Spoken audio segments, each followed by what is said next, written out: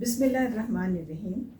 آج ہم لبنان کی مزاحمتی تحریک حزب اللہ کے بارے میں، اس کا تاریخی ارتقاء، اس کو ہم دیکھنے کی کوشش کرتے ہیں۔ دیکھیے، لبنان کے اندر موجود جو حزب اللہ ہے، یہ ایک شیعہ مزاحمتی تحریک ہے۔ اب یہ کب بنی، کیسے بنی، اس کی ڈیولپمنٹ، عناصر وغیرہ، اس سے پہلے ہمیں دیکھنا پڑے گا کہ لبنان کیسا ملک ہے جہاں پر یہ تنظیم جو ہے، یہ کیونکہ اس چیز کا بہت زیادہ اثرات اس کے اوپر مرتب ہوئے ہیں۔ لبنان جو ہے یہ شام کا علاقہ تھا، صدیوں تک شام کا علاقہ رہا۔ عثمانیوں میں عثمانی سلطنت یہاں پہ قائم تھی، عثمانی سلطنت کا ایک صوبہ تھا۔ پہلی جنگ عظیم کے بعد جب یہ آٹومن امپائر کی بندر بانٹ ہوتی ہے تو عرب علاقوں کو آزاد کیا گیا، لیکن ان کی آزادی اس طرح کی تھی کہ کہنے کو تو انہیں آزاد کر دیا گیا، آٹومن امپائر سے ان کو الگ کر دیا گیا، لیکن وہاں پر اتحادی طاقتوں کا ہولڈ رہا، عملاً ان کی حکومت رہی مینڈیٹ کے نام سے۔ یہاں پر یعنی لبنان کے اندر فرانس کا مینڈیٹ قائم کر دیا گیا، یعنی اس کو آزادی اس طرح دی گئی کہ یہ فرانس کی مینڈیٹ میں چلا گیا اور یہاں پر عملاً فرانس کی حکومت قائم ہو گئی۔ شام اور لبنان کے علاقہ، دونوں علاقے فرانس کو دے دیے گئے تھے۔ فرانس کا مینڈیٹ یہاں پر قائم رہا ہے 20 سال تک۔ لبنان کو آزادی ملی ہے نومبر 1941 میں۔ اچھا، 1941 میں لبنان کو آزادی ملی فرانس کے مینڈیٹ سے، اور 48 میں اسرائیل کا ایک نیا ملک جو ہے وہ لبنان کے پڑوس میں قائم ہو جاتا ہے۔ یہ جو لبنان ہے یہ ہوموجینس سوسائٹی نہیں ہے، یہ ہیٹروجینس سوسائٹی ہے، یعنی اس کے اندر بہت سارے قومیتوں کے لوگ، بہت سارے مذاہب کے لوگ، بہت ساری زبان بولنے والے لوگ رہتے ہیں۔ ملک بہت چھوٹا سا ہے، یعنی 10,500 اسکوائر کلومیٹر کے اوپر پھیلا ہوا یہ ملک ہے لبنان، سیدھائی لمبائی میں چلا گیا، اور پہاڑی علاقے بھی بہت زیادہ ہیں، رہائش کے قابل جو وادیاں ہیں وہ کم ہیں۔ آپ یوں سمجھ لیں کہ آپ اگر کراچی سے چلیں تو سکھر تک پہنچیں گے تو یہ لبنان ہے، مگر ہمارے کراچی اور اوپر تک جانے میں ایک چوڑائی ہے رقبے کی، وہاں یہ چوڑائی بھی نہیں ہے۔ تو یہ ایک اتنا پتلا لمبا سا ملک ہے، چھوٹا سا ملک ہے۔ آبادی دیکھیے، 2024 کی سینسس کے مطابق اس کی آبادی صرف 58 لاکھ ہے، یعنی کراچی کی آبادی تقریباً 3.25 کروڑ ہے، اور پورے ملک لبنان کی آبادی 58 لاکھ ہے۔ تو اب آپ اندازہ لگا لیں، یہ ایک چھوٹا سا ملک ہے اور اس میں بہت ساری قومیتیں، بہت سارے مذاہب بھی ہیں۔ مثال کے طور پر مذاہب میں دیکھیے، اگر ہم پرسنٹیج کے حساب سے دیکھیں تو مذاہب میں مسلمان 63% ہے۔ یہ 63% جو مسلمان ہیں، ان میں ہاف شیعہ ہیں اور ہاف سنی ہیں۔ 19-20 کے فرق سے تقریباً ہاف شیعہ ہیں اور ہاف سنی ہیں۔ باقی 34% جو ہیں وہ ہیں عیسائی۔ اچھا، عیسائیوں کی بھی کئی یہاں پر سیکٹس پائے جاتے ہیں، ملکی عیسائی یعنی میلیکائٹس، یعقوبی یعنی جیکوبائٹس، اور مارونی فرقے کے عیسائی جو ہیں۔ مارونی کیتھولکس جو ہیں یہ اکثریت میں بھی ہیں، اور یہ بہت زیادہ وہاں پہ طاقتور بھی ہیں، سیاست میں بھی یہی ہیں۔ پھر وہاں کی صنعت، تجارت، تعلیم اور صحافت، ان ہر چیز کے اوپر ہم دیکھتے ہیں کہ مارونی کیتھولک عیسائیوں کا بڑا غلبہ ہے۔ یہ وہاں پہ تقریباً 34% ہے، اور باقی جو چند فیصد لوگ ہیں ان میں کچھ دیگر فرقے ہیں جس میں دروز ہیں، نصیری ہیں، علوی ہیں، یہ اپنے آپ کو شیعہ کہتے ہیں لیکن شیعہ ان کو مانتے نہیں ہیں، اور یہودی بھی ہیں۔ اچھا، یہ ایک بالکل ہیٹروجینس، ایک بالکل مختلف المذہب، مختلف الخیال، مختلف اللسان سوسائٹی ہے، اور یہی چیز ہے جو حزب اللہ کے لیے پریشانی کی باعث ہے۔ وہ ابھی ہم آگے اس کو دیکھ لیتے ہیں۔ لبنان کی جو تاریخ ہے، جب سے 1941 سے جب سے ان کو آزادی ملی ہے فرینچ مینڈیٹ سے، اس وقت سے لے کر آج تک لبنان کی تاریخ میں ہمیں دو ایسے معاملات ہیں جو مستقل نظر آتے ہیں، یہ ان کے مستقل فیچر ہیں۔ ایک تو ہے ان کے اندر کی خانہ جنگیاں، یہ خانہ جنگیاں ہوتی ہیں مسلمانوں اور عیسائیوں کے بیچ، اور دوسری چیز جو ہے وہ ہے اسرائیلی جھڑپیں، اسرائیل کے ساتھ لبنان کی جھڑپیں، بارڈر کلیشز، اور یہ ایک مستقل فیچر ہے۔ یعنی اگر آپ یہ کہیں کہ جی اسرائیل نے لبنان پہ اتنے حملے کیے تو گنے بھی نہیں جا سکتے، یا لبنان نے اتنے اسٹرائکس کیے تو میرا خیال ہے گنے بھی نہیں جا سکتے۔ تو یہ ان کی انٹرنل اور ایکسٹرنل پالیسی کے یہ دو مستقل عناصر ہیں۔ جہاں تک خانہ جنگی کا تعلق ہے، 1958 میں خانہ جنگی ہوئی پہلی، عیسائیوں میں اور مسلمانوں میں، اور اس میں کافی نقصان اور خون خرابہ ہوا۔ اور دیکھیں نا، اس طرح کی خانہ جنگی سے ملک اندرونی طور پر بہت زیادہ کمزور ہو جاتا ہے۔ اس کے بعد 1975-76 میں تو بڑے خوفناک فسادات ہوئے۔ یہ خانہ جنگی جو ہے وہ کئی سال چلی، اور یہ بھی وہی عیسائیوں اور مسلمانوں کے درمیان ہوئی، اور اس میں بڑا خوریز فسادات ہوئے اور ملک مزید جو ہے وہ کمزور ہوا۔ تو یہ ہمیں ایک مستقل فیچر نظر آتا ہے۔ یہاں کے جو عیسائی ہیں، خاص طور سے مارونی عیسائی، جو کہ سیاسی طور پر بھی اور ویسے بھی بہت زیادہ اسٹرانگ ہیں، یورپ کے ممالک ان کی تائید کرتے ہیں، ان کی حمایت کرتے ہیں، اور یہ مزے کی بات یہ ہے کہ اسرائیل بھی ان کی حمایت کرتا ہے۔ تو اس کا مطلب یہ ہوا کہ لبنان کے اندر اسرائیل کا حمایت یافتہ ایک طبقہ موجود ہے، اور آپ یہ دیکھیں کہ اسرائیل کا اتنا انٹرونشن ہے لبنان کے اندر کہ انہوں نے انہی مارونی عیسائیوں کے اوپر مبنی اپنی فوج بنا رکھی ہے، اس کو کہتے ہیں سدرن لیبنان کرسچین آرمی۔ اور یہ جو 80s کے اندر جو فلسطینیوں کو مارا تھا ایریل شیرون نے آ کر کے، اور صابرہ اور شتیلہ کے جو بڑے خوفناک واقعات ہوئے تھے، پچھلی ویڈیوز میں بڑی تفصیل کے ساتھ ان کے بارے میں بتا چکی ہوں۔ تو اسرائیل نے یہ فلسطینی مسلمانوں کا قتل عام جنوبی لبنان کے اندر اسی سدرن لیبنان کرسچین آرمی کی مدد سے کیا تھا۔ آپ سوچ سکتے ہیں دنیا میں ایسا کوئی ملک ہوگا کہ اس کے دشمن کی حامی فوج اس ملک کے اندر موجود ہے؟ تو کتنا ان اسٹیبل کنٹری ہوا۔ اس ان اسٹیبل کنٹری کے اندر ہمیں ایک نان اسٹیٹ ایکٹر نظر آتا ہے، اور وہ ہیں حزب اللہ۔ اب ہم یہ دیکھیں گے کہ حزب اللہ کون ہے، کیسے فارم ہوئے، اور پھر ان کی تاریخ کا جو تھوڑا بہت ہسٹوریکل بیک گراؤنڈ۔ ایک بات کی میں اور وضاحت کر دوں آگے چلنے سے پہلے، کہ یہ جو اتنے جھگڑے فساد ہوتے ہیں، یہاں پہ خانہ جنگیاں ہوتی ہیں، اس کو کانسٹیٹیوشنلی حل کرنے کی کوشش کی گئی ہے، اور آئینی طور پر یہ طے کر دیا گیا کہ جو بھی لبنان کا صدر ہوگا وہ مارونی عیسائی ہوگا، جو بھی لبنان کا وزیر اعظم ہوگا وہ سنی مسلمان ہوگا، اور جو ایوان نمائندگان کا اسپیکر ہوگا وہ شیعہ مسلمان ہوگا، کیونکہ یہی تین بڑے فیکٹرز ہیں، اور ان کو اس طریقے سے انگیج کیا گیا ہے۔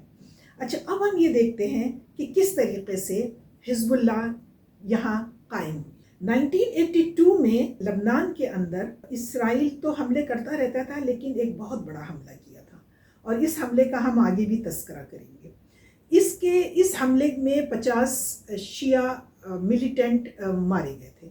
اس کے بعد حزب اللہ اپنے نام کے ساتھ اور اپنے کام کے ساتھ سامنے آئی۔ اس سے پہلے وہ ایک مزاحمتی تحریک تو تھی، لیکن اتنی آرگنائز شکل میں اور نام کے ساتھ سامنے نہیں آئی تھی۔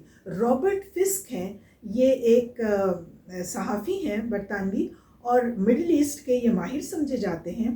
انہوں نے جو اپنی ایک کتاب لکھی ہے pity the nation Lebanon at war, Oxford University Press نے یہ کتاب شائع کی ہے 2001 میں۔ اس کے اندر وہ یہ کہتے ہیں کہ حزب اللہ جو ہے وہ آفیشلی تو چاہے بعد میں فارم ہوئی ہو، لیکن یہ جون 1882 میں بن گئی تھی۔ 8 جون 1982 کو ہمیں وہ تاریخ سمجھنا چاہیے جب حزب اللہ بن گئی تھی، حالانکہ ابھی حزب اللہ کا نام وغیرہ سامنے نہیں آیا تھا۔ یہ وہی واقعہ ہے، اس واقعے میں جس میں 50 شیعہ ملیٹنٹ مارے گئے تھے، اس کو یہ کہتے ہیں کہ بس یہ تھا آغاز۔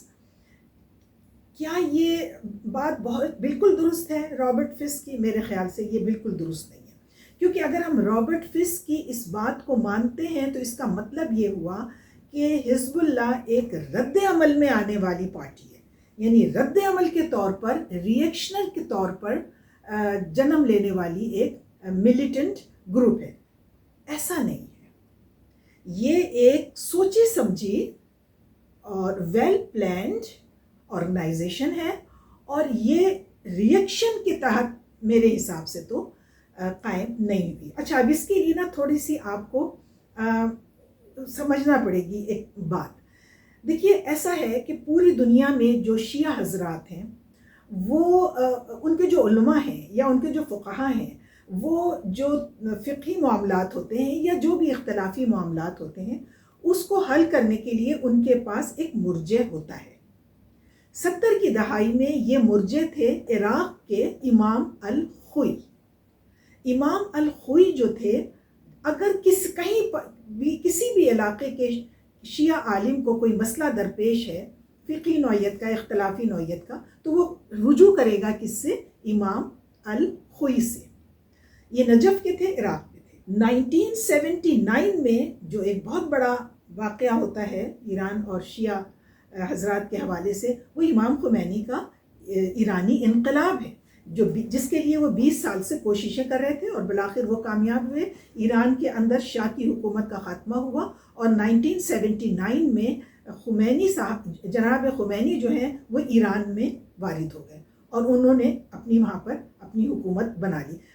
امام خمینی کا ایک علمی مرتبہ بھی تھا، فقہی مرتبہ بھی تھا، یعنی وہ ایک عالم اور فقیہ آدمی بھی تھے، اور پلس ان کو سیاسی سیادت بھی حاصل ہو گئی تھی۔ لہٰذا یہ جو مرجعیت تھی، شیعوں کی جو مرجعیت تھی، جو ابھی تک حاصل تھی امام الخوئی کو، وہ اب پلٹ آئی امام خمینی کی طرف۔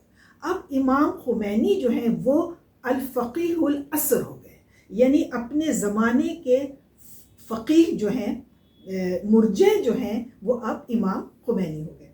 اچھا، لبنان کے جو شیعہ ہیں، یہ زیادہ تر ان کی تعلیم ہوئی ہے نجف کے مدرسے میں۔ نجف کے مدارس ہیں، قم کے مدارس الگ ہیں، تو جو لبنان کے شیعہ علماء ہیں، ان کی زیادہ تر تعلیم و تربیت ہوئی ہے نجف کے شیعہ مدارس کے اندر۔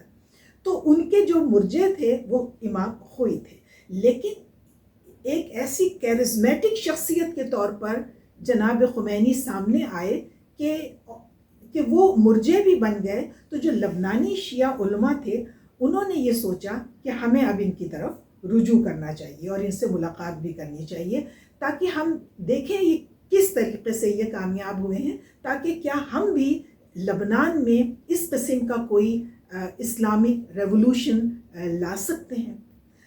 تو اچھا، اس سے لبنان میں کئی علماء تھے، موسیٰ الصدر تھے، فضل حسین تھے، اور بھی کئی تھے، اور ان کے اپنی اپنی جماعتیں تھیں۔ تو موسیٰ الصدر کی جماعت کہلاتی تھی عمل، اور باقیوں کی بھی تھی۔ اب یہ سارے مل کے بیٹھے، ابھی حزب اللہ کا وجود نہیں ہے، یہ سارے مل کر بیٹھے اور انہوں نے یہ طے کیا کہ ہمیں امام خمینی سے ملنا چاہیے، ان سے پوچھنا چاہیے، ان سے ہدایت لینی چاہیے، اور وہاں جانے سے پہلے انہوں نے اپنا ایک دستور عمل اور اپنا ایک منشور بنا لیا تاکہ ان سے ڈسکشن کرنے میں آسانی رہے۔ یہ لوگ پہنچے ہیں ایران اور امام خمینی سے ملاقات کی ہے، اور یہ امام خمینی جو کہ اپنے ریولوشن کو ایکسپورٹ کرنے کے حامی تھے، یعنی وہ یہ سمجھتے تھے کہ جو ریولوشن وہ لے کر کے آئے ہیں، ولایت فقیہ کا جو نظریہ ہے، وہ صرف ایران کی سرحدوں میں محدود رہنے والا فلسفہ نہیں تھا، بلکہ امام خمینی اس کو ایک ٹرانس بارڈر رسپانسبلٹی کے طور پر لیتے تھے۔ لہٰذا انہوں نے لبنان کے نوجوان علماء کو اور باقی جو وفد کے لوگ تھے، ان کو خوش آمدید کہا، ان کو ایکنالج کیا کہ ٹھیک ہے، آپ لوگ بالکل صحیح سوچ رہے ہیں۔ انہوں نے جو ایجنڈا بنایا تھا، انہوں نے جو دستور، منشور وغیرہ یہ سارا ان کو دیکھا، ان کی توثیق کی، اور صرف یہی نہیں کیا بلکہ ان کے جانے کے ان کو کہا کہ آپ اس طرح کا کام کریں لبنان کے اندر، ایک جماعت بنائے اور اس کو تو یہ لوگ جب واپس گئے ہیں تو امام خمینی نے اپنے تعلقات شام کے ساتھ، جہاں پر کہ ایک نصیری شیعہ کی حکومت تھی بشار الاسد کی، شام کے حکمران اور لبنان کے ساتھ اپنے تعلقات کو بہتر کرنے کی زیادہ سے زیادہ کوشش کی ایک طرف۔ دوسری طرف انہوں نے جو ان کی ریولوشنری گارڈ تھی، یعنی جو پاسداران انقلاب ہم جنہیں کہتے ہیں، پاسداران انقلاب کون ہیں؟ خمینی کے انقلاب کی نظریاتی اور عملی سرحدوں کی حفاظت کرنے والی فوج۔ تو یہ جو پاسداران انقلاب ہیں، یعنی ایرانین ریولوشنری گارڈ، ان کو بھیجا امام خمینی نے کہ یہ جائیں وہاں اور ان لڑکوں کو اور ان علماء کو اور ان نوجوانوں کو ان کو تربیت دیں تاکہ پھر یہ اپنی آگے چل سکے۔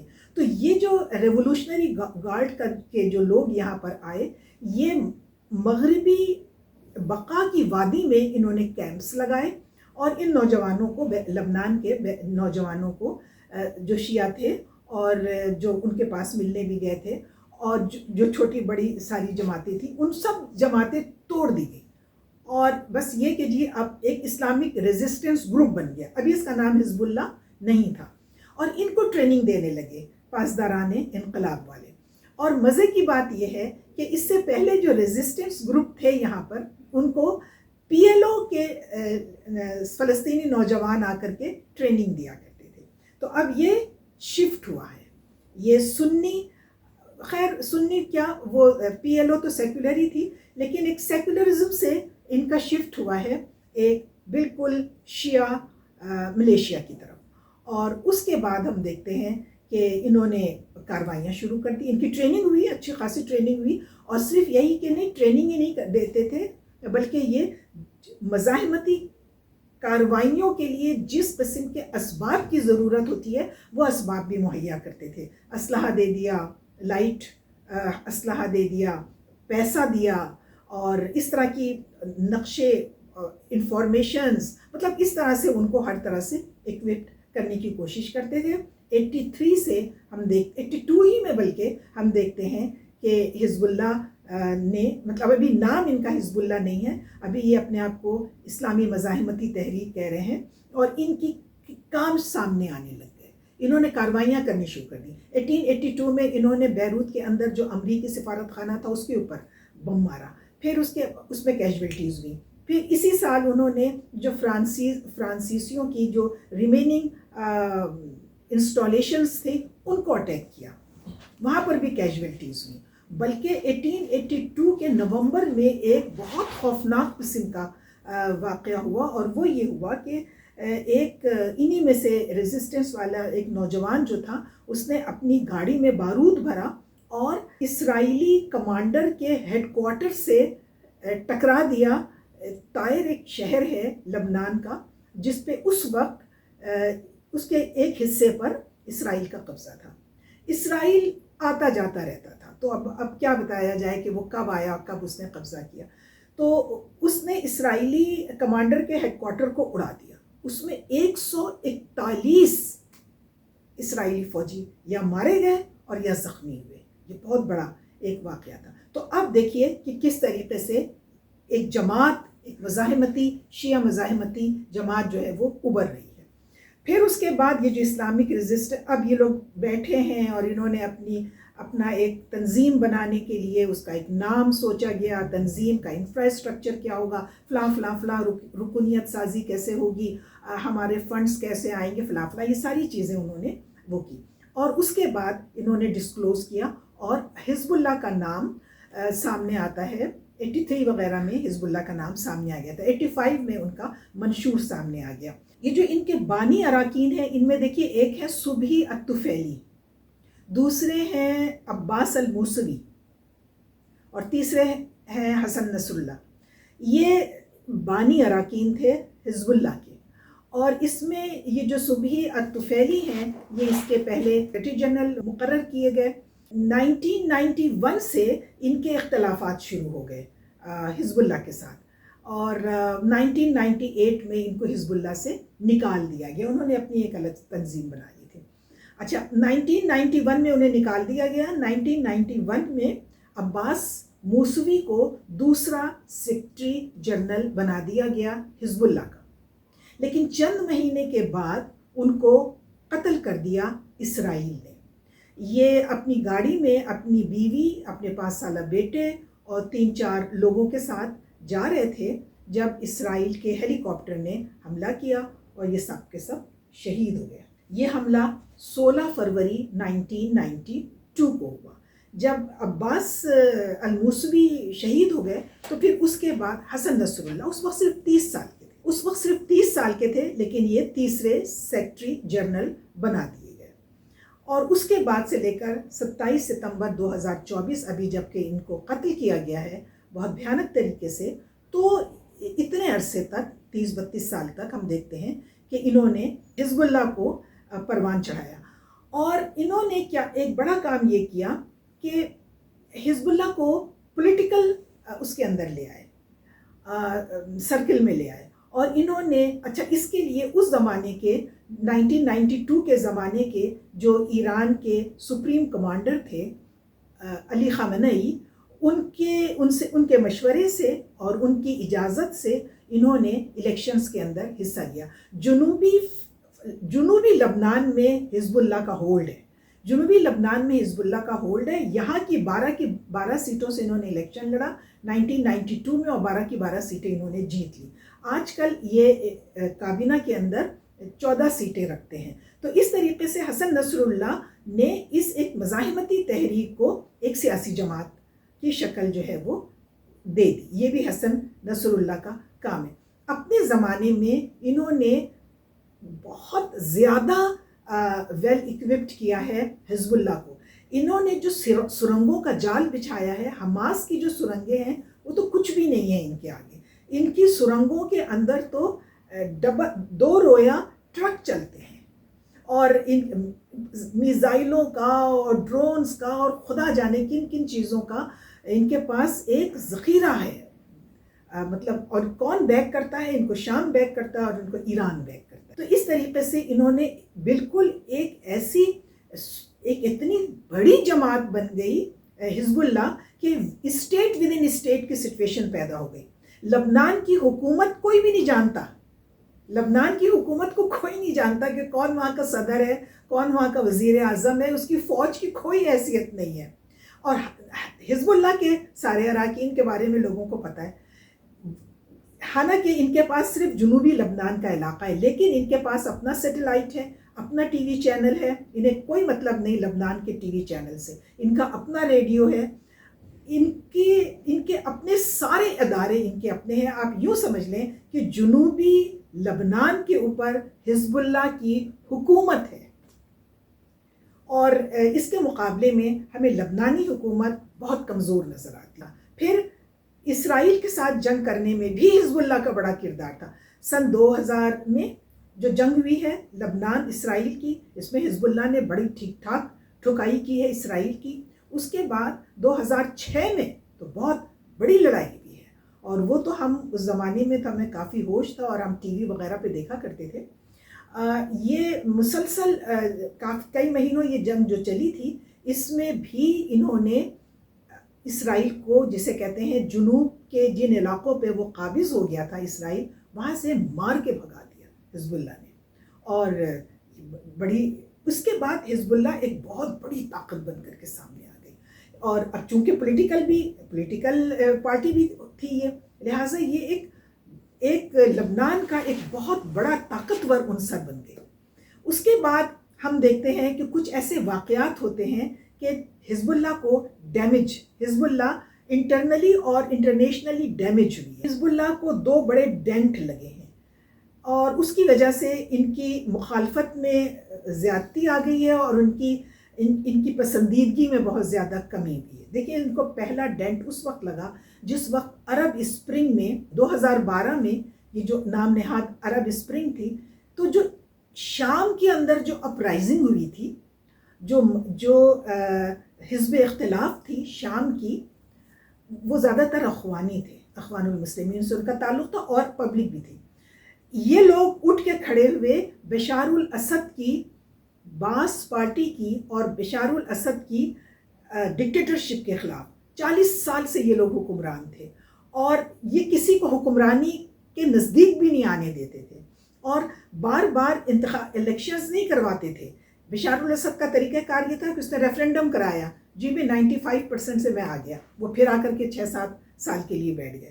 تو اس طرح سے بشار الاسد کا نام میرا خیال ہے بچپن سے سنتے چلے آ رہے ہوں گے۔ اس سے پہلے حافظ الاسد تھے۔ 40-50 سال سے یہی ایک خاندان جو ہے، اور ان کی ملٹری ڈکٹیٹرشپ ہے، پوری ملٹری ان کے کنٹرول میں ہے، باس پارٹی کی۔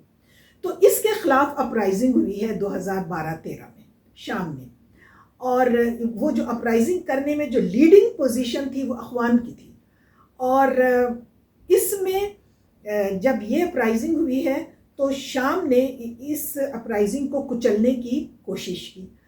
اس وقت شام کا ساتھ دیا ہے ایران نے۔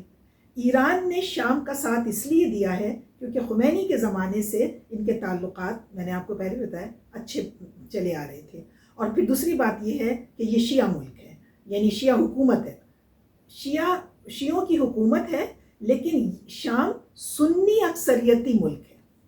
شام سنی اکثریتی ملک ہے، لیکن یہاں پر حکومت نصیریوں کی ہے، یعنی بشار الاسد کی ہے۔ اور مزے کی بات یہ ہے کہ جب بشار الاسد وغیرہ کی یہ بات سامنے آئی کہ یہ تو نصیری ہیں اور یہ اپنے آپ کو شیعہ کہتے ہیں، اور شیعہ کہتے ہیں کہ جی نصیری جو ہے وہ شیعہ نہیں ہے بلکہ یہ تو ایک گمراہ فرقہ ہے، تو پھر انہوں نے رجوع کی تھی، یعنی پھر انہوں نے رجوع کیا تھا امام خمینی کی طرف اور ان لوگوں عراق میں اور ایران میں، اور اپنے لیے یہ حیثیت منوائی کہ ہم شیعہ ہیں۔ پھر ساتھ میں رشا نے ان کی مدد کی۔ ان کی مدد سے شام اپنے باغیوں کو کچل سکتا تھا۔ دو بڑی ہم کہہ سکتے ہیں گند ہو گئی۔ ایک تو یہ کہ یہ جو تھے ادھر سے عراق سے اسلامک اسٹیٹ والے داعش وغیرہ یہ انٹر ہو گئے، اس میں خامخواہ میں انہوں نے انٹری دی اور معاملے کو خراب کیا، اور ادھر سے حزب اللہ انٹر ہو گئی۔ اور حزب اللہ نے صرف یہی نہیں کیا کہ ان کی مورلی ان کو سپورٹ کیا، بلکہ وہ یہ کہتے تھے کہ یہ جو اپرائزنگ ہے یہ زائنسٹ وہابی کانسپیریسی ہے، اس کے پیچھے سعودی عرب اور اسرائیل ہیں، لہٰذا ہم انہیں ماریں گے۔ لہٰذا حزب اللہ نے نہ صرف یہ کہ اپنی فوجیں ڈپلوائی کی وہاں پر، اپنی جو ملیشیا تھی وہ ڈپلوائی کی، بلکہ عراق میں بھی کی، اور وہاں کے لوگوں کو ٹریننگ بھی دیتے تھے اور اپنی فوج کے ذریعے ان کی مدد بھی کرتے تھے۔ آپ نے دیکھا ہوگا کہ ابھی جب حسن نصر اللہ 27 ستمبر کو مارا گیا ان کو، تو آپ نے دیکھا ہوگا کہ دو طرح کے رویے ہمارے سامنے آتے۔ شام میں مٹھائیاں بانٹی گئیں، لیکن شیعہ ممالک کے اندر افسوس کا اظہار کیا گیا۔ اصل بات یہ تھی کہ لوگ شام میں ان کی انوالومنٹ کو بھولے نہیں۔ انہوں نے شام میں بھی مارا اور انہوں نے عراق میں بھی سنیوں کو مارا، اور بہت مارا۔ اور میں آپ کو ایک بات بتاؤں کہ اس زمانے میں مصر میں 2013 میں مرسی تھے، تو مرسی نے حزب اللہ کو یہ مطلب دھمکایا تھا کہ مطلب تمہیں کوئی ضرورت نہیں ہے شام کے اندر انوالو ہونے کی۔ کیوں؟ کیونکہ تم اپنے آپ کو یہ کہتے ہو کہ ہم اسلامک ریزسٹنس ان لبنان، آپ ان کا جو لوگو ہے اس کے اوپر آپ لکھا ہوا دیکھیں گے اسلامک ریزسٹنس موومنٹ ان لبنان، تو ان کا کہنا یہ تھا کہ تم لبنان کے اندر کی ایک موومنٹ ہو، تم شام میں کیا کر رہے ہو اور تم عراق میں کیا کر رہے ہو۔ تو یہ ایک بہت ہی ایک گمبھیر سی صورتحال پیدا ہو گئی تھی، اس سے بڑا ڈینٹ لگا ہے حزب اللہ کو۔ اچھا، ایک اور ڈینٹ ان کو لگا جس کے بعد یہ ان کی پاپولیرٹی بہت زیادہ شرنک کر گئی ہے۔ دوسرا ڈینٹ ان کو لگتا ہے سن 2020 میں، شاید آپ لوگوں کو یاد ہو کیونکہ اتنے پرانی بات تو یہ نہیں ہے۔ اگست 2020، 4 اگست 2020 کو ہوا یہ کہ بیروت کا جو پورٹ تھا، بندرگاہ جو تھی بیروت کی، وہاں کا جو ایک ویئر ہاؤس تھا، بہت بڑا ویئر ہاؤس تھا، اس کے اندر بہت زبردست دھماکہ ہوا، اور یہ زبردست دھماکہ اتنا زبردست دھماکہ ہوا تھا کہ ارد گرد کی بہت سی عمارتیں گر گئیں۔ 118 لوگ اس کے اندر، 218 لوگ اس میں مارے گئے، ہزاروں لوگ زخمی ہوئے، 3 لاکھ لوگ بے گھر ہوئے۔ 3 لاکھ لوگ بے گھر اس طرح ہو گئے کہ ان کے گھر ڈیمیج ہو گئے، تو وہ اس گھر میں نہیں رہ سکتے تھے، دیواریں کمزور ہو گئی تھیں، 3 لاکھ لوگ بے گھر ہوئے۔ جب لیبنیز گورنمنٹ نے اس کی وہ کی، تو وہ لبنانی حکومت تو ایسے ہی معمولی سی ہے، ان سے کچھ بھی نہیں سمجھ آئی۔ انہوں نے یہ کہا تفتیش کے بعد، اپنی تفتیش کے بعد یہ کہا کہ ویئر ہاؤس کے اندر امونیم نائٹریٹ لیک کر گئی تھی اور اس کی وجہ سے دھماکہ ہو گیا۔ اور لیکن جو دوسری انویسٹیگیٹو ٹیمیں آئیں اور جنہوں نے یہ کام کیا، امریکہ کی ٹیم بھی موجود تھی اور دیگر ٹیموں نے جو کام کیا، انہوں نے کہا کہ یہ امونیم نائٹریٹ کی لیکیج تو تھی، لیکن اصل بات یہ ہے کہ وہاں پر حزب اللہ کا بہت بڑا ویپن کا یعنی اسلحہ کا خزانہ تھا، ذخیرہ تھا، اس میں وہ ایک ایک کر کے اسلحے جو ہیں وہ پھٹتے چلے گئے۔ اس بات کے اوپر حزب اللہ کے خلاف لبنان کے عوام حزب اللہ کے خلاف ہو گئے کہ یہ وہ لوگ ہیں جو ہمیں مروا رہے ہیں، کیونکہ دیکھیں نا 30% سنی مسلمان ہیں، وہ حزب اللہ کے ساتھ نہیں ہیں، 1-2% ہیں، اچھا 34% کرسچن ہیں، وہ ان کے ساتھ نہیں ہیں۔ تو یہ جو 70-75% کی آبادی تھی، اس نے شور ڈالا کہ یہ حزب اللہ ہے جو ہمیں مروا رہا ہے، انہوں نے اپنے اس ویئر ہاؤس کے اندر اپنے اسلحہ جات رکھے لیکن ان کی حفاظت نہیں کی، اور اس کی وجہ سے ہم آج مارے گئے، ہمارے 218 لوگ مارے گئے اور اتنے 6000 زخمی ہو گئے وغیرہ وغیرہ۔ تو یہ 2 بڑے ڈینٹ لگے تھے حزب اللہ کے اوپر۔ اچھا اس کے علاوہ بھی حزب اللہ پہ ڈینٹ کافی لگے ہیں، مثال کے طور پر سنی ایک جو ان کے وہ تھے سابق وزیر اعظم تھے رفیق الحریری، شاید آپ نے ان کا نام سنا ہو، یہ 2 دفعہ وزیر اعظم رہے لبنان کے، ان کے کانوائے کے اوپر حملہ ہوا، 20-21 لوگ مارے گئے، یہ سابق وزیر اعظم جو سنی تھے یہ بھی مارے گئے، ان پر بھی شبہ کیا، اس پر بھی شبہ کیا گیا حزب اللہ کے اوپر کہ جی یہ حزب اللہ کی کارروائی۔ حزب اللہ نے کہا کہ ہم نے نہیں مارا، اسرائیل نے مارا ہوگا، اسرائیل نے کہا ہم نے نہیں مارا، کسی اور نے مارا ہوگا۔ تو یہ جو صورتحال ہے اس کی وجہ سے حزب اللہ کو ڈینٹ لگتے رہتے ہیں۔ اچھا اب ایک آخری بات میں یہ کروں جو لوگ مجھ سے پوچھتے رہتے ہیں کہ حزب اللہ نے شام میں جن لوگوں کو مارا ان میں ایک اکثریت اخوان کی تھی، اخوان المسلمون کی تھی۔ حماس بھی اخوان ہے، حماس نے اپنا نام حماس رکھ لیا ہے لیکن یہ فلسطین کے اخوانی تھے۔ تو یہ ادھر اخوانیوں کو مار رہے ہیں اور ادھر اخوانیوں کے ساتھ اتنی میل جول ہے، یہ کیا چکر ہے؟ یہ چکر بالکل سیدھا سا ہے، اس کو اگر آپ سمجھیے اسے ہم کہتے ہیں تاریخ کا جبر، اور اسے ہم کہتے ہیں پرزنرز آف جغرافی، یعنی جغرافیہ کے قیدی۔ کیا ہے کہ حماس جو ہے وہ اس کا دشمن کون ہے؟ اسرائیل۔ لبنان جو ہے اس کا دشمن نمبر 1 کون ہے؟ اسرائیل۔ تو لبنان اور حماس یعنی غزہ، تو ان دونوں کے مشترکہ دشمن ہے اسرائیل، لہٰذا اس اسرائیل کو مارنے کے لیے ان دونوں کو متحد ہونا پڑا، ان دونوں کو متحد ہونا پڑا۔ اسے آپ کہہ سکتے ہیں میریج آف کنوینئنس۔ اگر اسرائیل کو بیچ میں سے نکال لیں تو ان کے یہ تعلقات نہیں بچیں گے۔ بہت بہت شکریہ۔